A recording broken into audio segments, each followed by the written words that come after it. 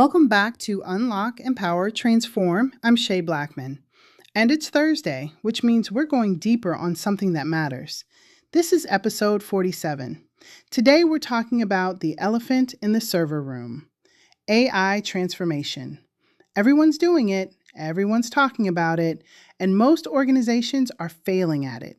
Not because the technology is bad, not because people are resistant to change, but because they're trying to build AI capabilities on a foundation that can't support it.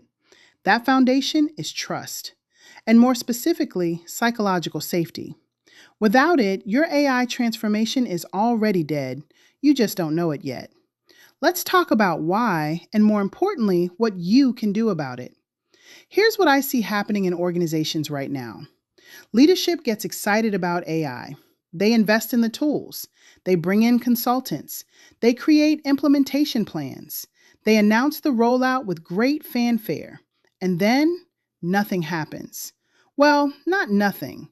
People smile and nod in the meetings. They attend the training.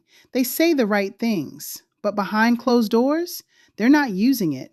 They're working around it. They're waiting for this AI phase to blow over like every other initiative that came before it. Leadership calls this resistance. I call it a rational response to an unsafe environment. Think about what you're asking people to do when you roll out AI. You're asking them to admit what they don't know. You're asking them to experiment with tools that might replace them. You're asking them to be vulnerable about their skill gaps. You're asking them to risk looking incompetent in front of colleagues and managers. And you're asking them to do all of this in cultures where mistakes get punished, where asking questions is seen as weakness, and where job security already feels tenuous. Yeah, no wonder adoption stalls. I was looking at data from a tech company recently. They spent 7 figures on an AI platform. 6 months later, usage was at 12%. 12%. And management couldn't understand why. They had great training. They had executive sponsorship. They had incentives. What they didn't have was trust. Employees didn't trust that mistakes would be learning opportunities instead of performance issues. They didn't trust that leadership wouldn't use AI to justify layoffs. They didn't trust that admitting confusion wouldn't hurt their careers. So they did what people always do in low-trust environments. They protected themselves. They avoided risk. They maintained the status quo. And here's the thing that kills me. Leadership interpreted that as a training problem. So they scheduled more training, which just reinforced the message that people were deficient for not adopting faster, which further eroded trust, which led to even less adoption. Vicious cycle. And it's happening everywhere. The research is clear on this. Amy Edmondson's work on psychological safety shows that learning behaviors, which is exactly what AI adoption requires, only happen when people feel safe to take interpersonal risks.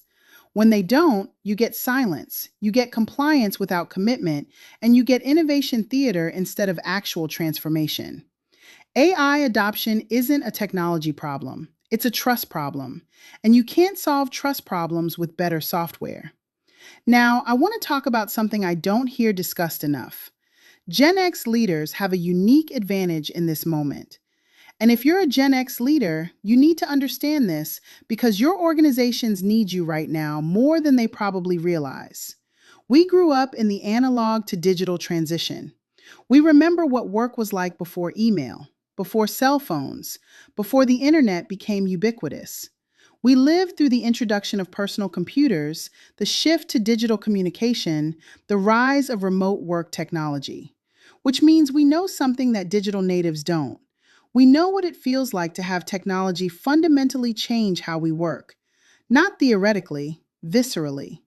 I remember when we got email at one organization I worked with. People were terrified. Terrified that they'd send something to the wrong person. Terrified that they'd look incompetent because they didn't know how to use it efficiently.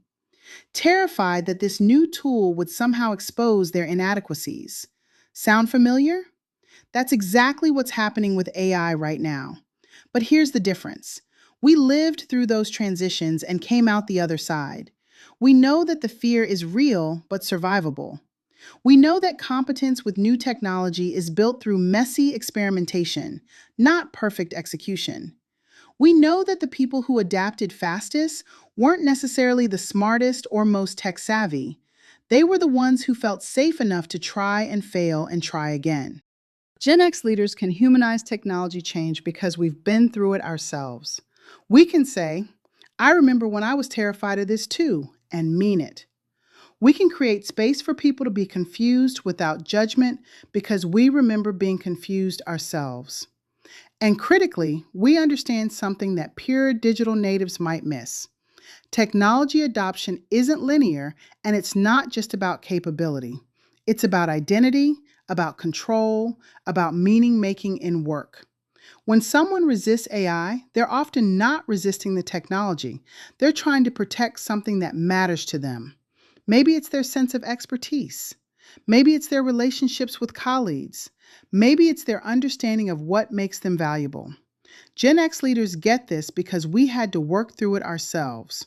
We had to figure out how to stay relevant and valuable through massive technological shifts. That's not a theoretical exercise for us. That's lived experience.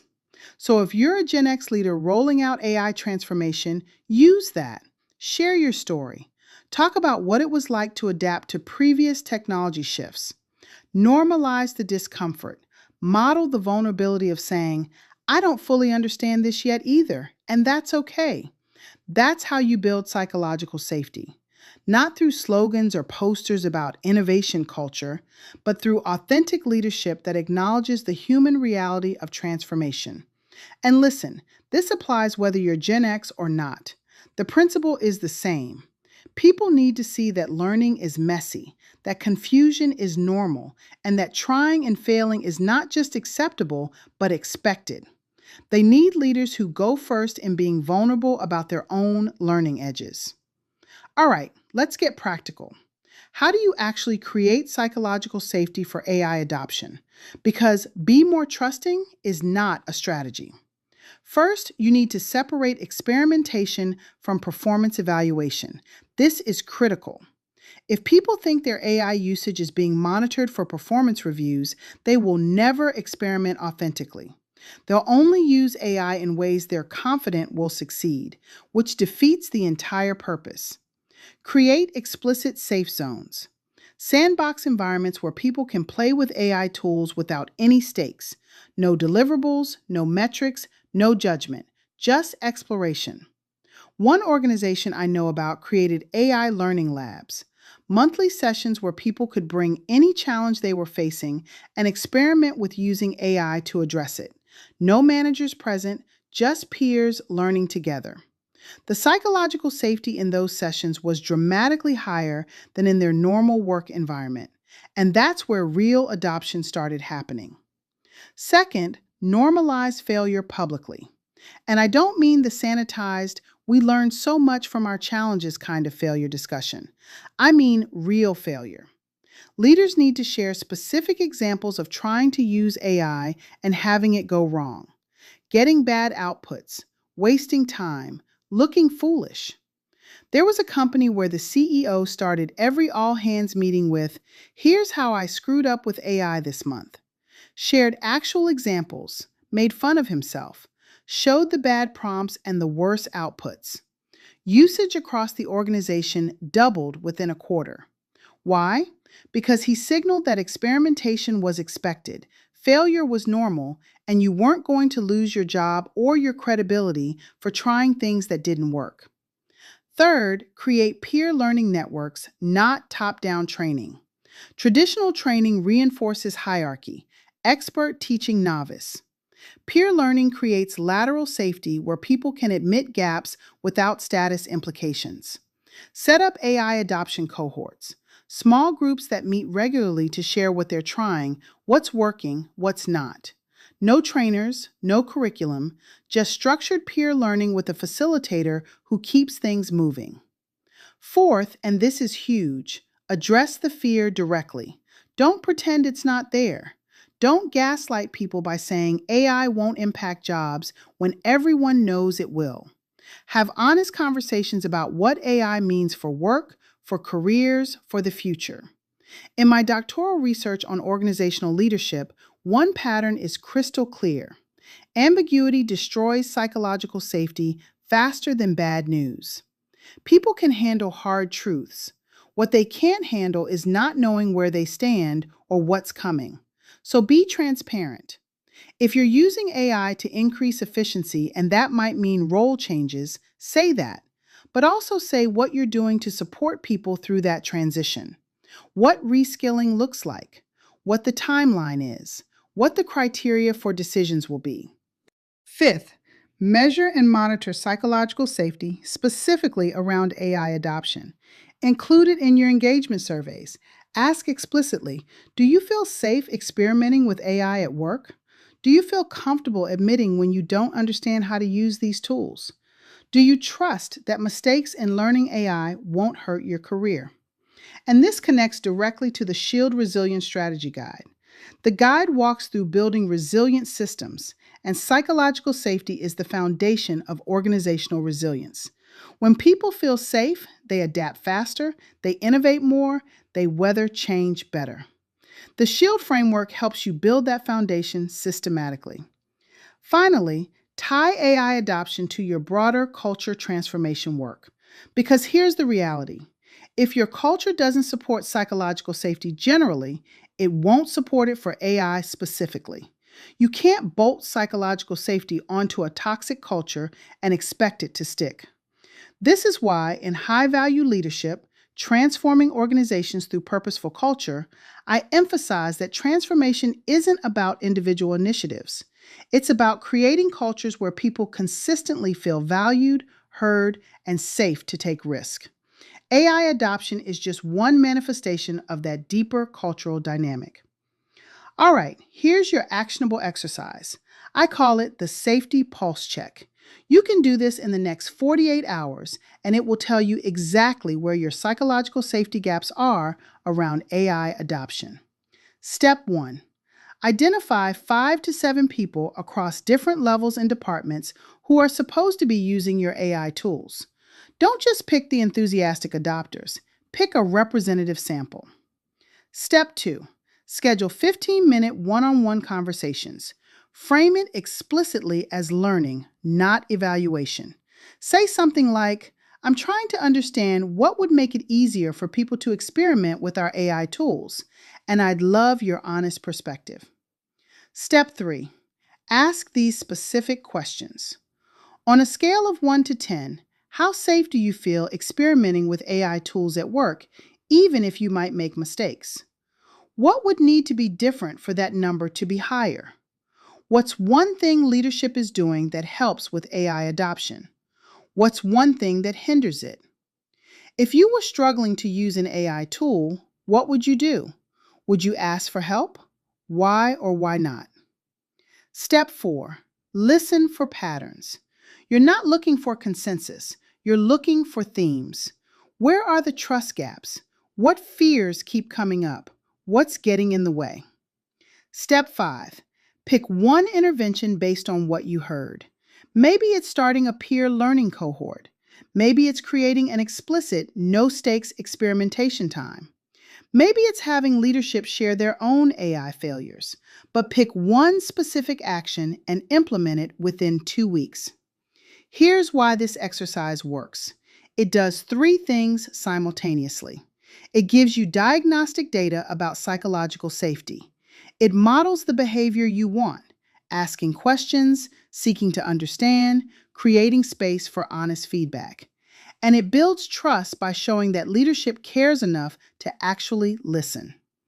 Most organizations skip this step. They assume they know why adoption is slow. They don't. Or they know intellectually but don't understand emotionally. This exercise closes that gap. Look, AI is not going away.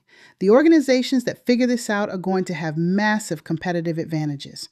But the path to successful AI adoption doesn't run through better technology or more training. It runs through trust, through psychological safety, through cultures where people feel safe to learn in public, to fail without penalty, to admit what they don't know. And here's the good news. You can build that. You can create environments where AI adoption thrives because people feel secure enough to experiment, but it requires intentionality. It requires leadership that goes first in vulnerability. It requires systems and structures that support safety, not just slogans about it. Do that safety pulse check this week. Have those conversations. Listen, really listen to what people tell you. Then act on what you learn. And if you want the comprehensive framework for building cultures that support transformation, AI, and beyond, grab the Shield Resilience Strategy Guide. It's free, it's practical, and it walks you through creating the foundational safety that makes everything else possible. Download it at the link in the show notes and drop a comment telling me what you discovered in your Safety Pulse Check conversations. What surprised you? What's your one intervention going to be? For the deeper work, grab High Value Leadership, Transforming Organizations Through Purposeful Culture. Chapter 7 specifically addresses building cultures of psychological safety and trust. Because this isn't just about AI, this is about creating organizations where people can bring their best selves to work, where innovation happens naturally, where transformation is sustainable. And speaking of transformation, the High Value Leadership Intensive course is coming soon. This is where we'll work through building AI-ready cultures systematically. If you want to be first in line when it launches, get on the wait list now. Link is in the show notes. Join me back here on Tuesday for episode 48, where we're tackling the manufacturing culture crisis and why good people keep leaving. Because trust and psychological safety aren't just tech issues, they're fundamental to retention in every sector. Until then, build trust first, technology second. And remember, transformation happens at the speed of safety. This is Shay Blackmon. Stay intentional.